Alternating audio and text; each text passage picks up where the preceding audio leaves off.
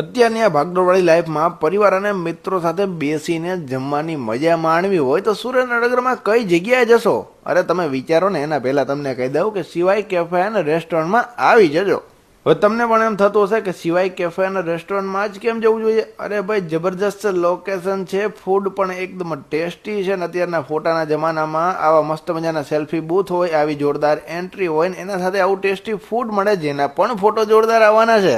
એટલે તમારું social media પણ જબરજસ્ત ફોટોસથી ભરાઈ જવાનું છે, તમારું ફેમિલી પણ ખુશ થઈ જવાનું છે, મિત્ર સર્કલ પણ ખુશ થઈ જવાનું છે આ કેફેમાં વિઝિટ કરીને. તો પછી રાહ ન જોવાની હોય, આ વીકેન્ડ પર પ્લાન બનાવી જ લો તમારા પરિવાર અને તમારા મિત્રો સાથે સિવાય કેફે અને રેસ્ટોરન્ટમાં આવવાનો. અને અહીંયા તમને જમવાનું મળે છે ફાસ્ટ ફૂડ, પંજાબી, ચાઇનીઝ અને કાઠિયાવાડી. જો તમારે ખુલ્લા વાતાવરણમાં કુદરતના ખોળે જમવા બેસવું છે તો એ પણ અહીંયા પોસિબલ છે. હા, ઇન્ડોર સિટિંગ પણ અવેલેબલ છે.